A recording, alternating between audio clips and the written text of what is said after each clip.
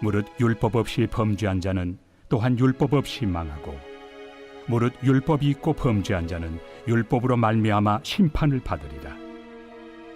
하나님 앞에서는 율법을 듣는 자가 의인이 아니요 오직 율법을 행하는 자라야 의롭다 하심을 얻으리니, 율법 없는 이방인이 본성으로 율법의 일을 행할 때에는 이 사람은 율법이 없어도 자기가 자기에게 율법이 되나니, 이런 이들은 그 양심이 증거가 되어 그 생각들이 서로 혹은 고발하며 혹은 변명하여 그 마음에 새긴 율법의 행위를 나타내느니라.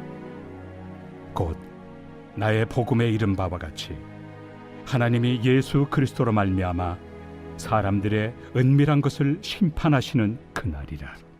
바울 사도는 오늘 본문 앞의 말씀 9절과 10절에서 악을 행하는 사람은 유대인이나 헬라인이나 관계없이 결국 환난과 공고가 있고, 선을 행하는 자에게는 지금은 어렵더라도 결국 영광과 존귀가 평강이 있을 것을 말씀합니다. 그런데 어쩌면 이 말은 유대인들에게는 큰 충격일 수도 있겠습니다. 그 당시 유대인들은 아무리 자신들이 잘못했어도 이방인들과는 급이 다르다는 생각을 가지고 있었기 때문입니다. 이것은 오늘 그리스도인들의 내면에도 있는 생각일 수도 있겠습니다. 그러나 바울 사도는 율법의 유무와는 관계없이 하나님께 범죄한 자는 하나님의 심판을 받는다는 것을 오늘 말씀에서 매우 강력하게 전하고 있습니다.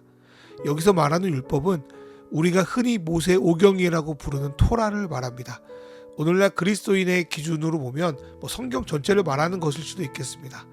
그러나 성경을 읽고 교회를 다닌다고 해서 하나님의 심판이 그냥 유예되는 것은 아닙니다. 그러면서 바울 사도가 강조하는 것은 율법의 행함입니다. 단순히 지식적으로 하나님의 말씀을 안다고 하고 지키는 척은 하지만 실제 성경에서 말씀하시는 것이 무엇인지를 깨닫고 이를 행하지 않는다면, 성경 안에서 하나님이 말씀하시고자 하는 복음을 발견하지 못한다면 유대인이나 헬라인 혹은 그리스도인이나 비그리스도인 관계없이 하나님의 심판 가운데 있게 될 것입니다. 그런데 이 말씀은 우리가 그동안 배워왔던 이싱칭이 행위가 아닌 믿음으로 구원받는 말씀을 배격하는 말씀처럼 보이기도 합니다. 솔직히 바울은 곧이어 3장 20절에서는 율법의 행위로 의롭다 하심을 받을 육체가 없다, 단순히 죄를 깨달을 뿐이다 라고 말씀하기 때문입니다. 그리고 곧이어 3장 22절에는 예수 그리스도를 믿는 믿음을 통하여 하나님의 의가 믿는 모든 사람에게 차별 없이 임한다 라고 말씀하며 믿음을 강조하고 있습니다. 그러나 오늘 말씀에서는 율법을 가지고 있고 그 말씀을 듣는다고 해서 의인이 아니라 율법을 행해야 의롭다 하심을 받는다고 하니 꽤나 당황스럽습니다. 그래서 이 말씀은 학자들이나 목사님들 사이에서도 논쟁이 있는 구절이기도 합니다. 그렇다면 이 말씀 우리는 어떻게 봐야 할까요? 최근에 겪은 한 가지 예를 들어 좀 설명해 보겠습니다. 저번 달에 저희는 하나복 동역 수련회에 가려고 주일 저녁에 군산공항에 가서 짐을 붙이려고 기다리고 있었습니다. 제 앞에는 두 딸과 함께 짐을 붙이기를 기다리던 한 여성분이 계셨습니다. 직원이 그분에게 티켓 좀 보여달라고 해서 보여줬는데 직원이 말하길 오늘 본인 앞으로 예약된 게 없는데요 하는 거예요. 이분이 되게 당황스러워가지고 분명히 표를 구매했는데요 말하자 그 다음날 예약한 거라고 하더라고요. 제가 그걸 보고 혹시 나도 표 잘못 예약한 거 아니야 하고 막 찾아봤잖아요. 결국 이 여성분은 자녀들 것까지 합쳐서 비행기 표를 거의 새로 구입하다시피 해서 비행기를 타야 했습니다. 저는 여기서 믿음과 행위를 좀 구분해 봅니다. 믿음은 비행기 티켓을 얻을 자격을 말합니다. 비행기 표를 잘못 사면 아무리 집에서 짐을 싸고 비행기장까지 오는 수고를 해도 탈 수가 없는 거예요. 어쩌면 우리 그리스도인 중에도 나는 분명히 하나님께로 가는 비행기 표를 제대로 끊었다고 착각하지만 말씀을 실제로 잘 못 받아들여서 잘못된 비행기 표를 믿음이라고 착각하는 분이 있지 않을까라는 생각을 해봤습니다. 그렇다면 행위는 무엇인가? 비행기장까지 가기 전에 드리는 모든 수고와 노력을 말하는 거라고 생각이 들어요. 아무리 비행기표를 제대로 끊어놓아도 비행기장까지 가는 수고를 하지 않으면 그 표는 제대로 효력을 발휘하지 못합니다. 누가 여행을 간다고 해서 이것저것 구매하고 준비하는 걸 보면 사람들은 야, 저 사람 참 좋겠다, 아 되게 설레어하는구나, 나도 좀 여행 가고 싶다, 그런 마음을 불러일으킬 수 있습니다. 떠나는 날 그 사람을 배웅해주며 아 나도 다음에 짐 싸가지고 그 여행 가야지, 뭐 이런 결심을 하게 할 수도 있습니다. 저는 이것을 율법 없이 율법의 일을 할 때 일어나는 일이라고 생각이 됩니다. 물론 죄로 인해서 우리의 양심은 깨어진 거울처럼 모든 것을 환히 비추지 못합니다. 그러나 양심은 율법이 없다 하더라도 우리가 죄 짓는 거에 대해서 꺼리끼게 만들고 갈등하게 만들고 조금이라도 선한 행동을 하게 만듭니다. 이것은 토라나 성경이라는 텍스트가 없더라도 하나님이 우리 인간의 DNA에 새겨진 율법이 우리에게 나타나는 것입니다.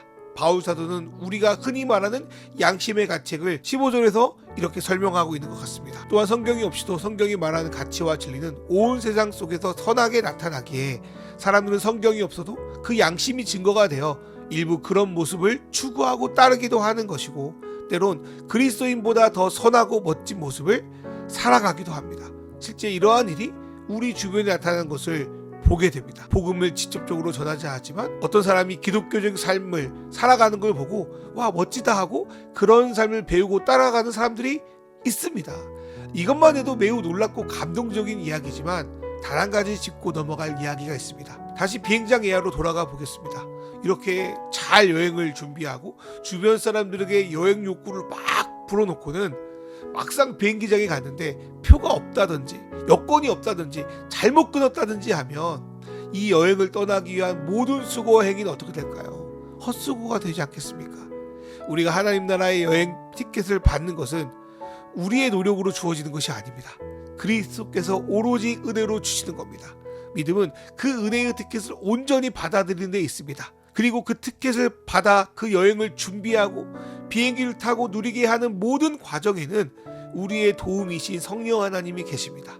아무리 좋은 행동, 좋은 영향력이 있다 하더라도 티켓을 끊지 못하면 공항 앞에만 가게 되는 안타까운 일이 발생할 수 있습니다. 그래서 저는 온전한 믿음과 선한 행동 모두가 구원의 여정에 포함된다고 생각합니다. 또한 온전한 믿음은 반드시 어떠한 행동으로 나타나며 선한 행동은 우리의 믿음을 성숙하게 만듭니다. 또 한편으로 어떤 분들은 14절과 15절에 나오는 이방인 그리스도인을 대상으로 해석하기도 합니다. 율법이 있는 유대인일지라도 선한 행위가 나타나지 않은 데 비해 율법이 없는 이방인이 그리스도를 진정 주인으로 받아들이자 그 양심이 변화하여 선한 삶을 살아가는 것을 볼 때 우리는 그리스도의 복음이 얼마나 강력한지를 알 수 있습니다.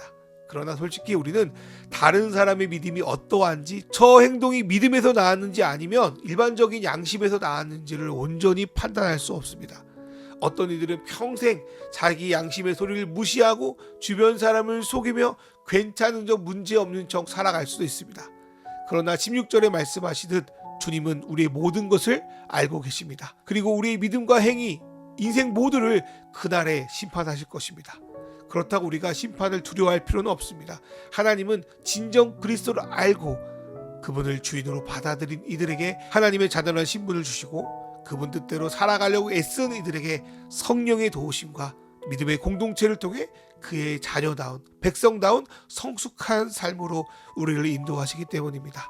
오늘 말씀을 묵상하며 내가 믿음으로 받아들인 은혜가 무엇인지, 그리스도께서 지금 나에게 어떤 삶을 살기 원하시는지를 묵상하고 오늘도 우리 삶을 이끄시는 도우시는 성령 하나님을 의지하여 오늘을 주 안에서 살아가는 우리 맛있는 교회 성도들 되기를 소망합니다. 이 시간 주신 말씀 생각하며 기도로 나아갑니다. 아멘.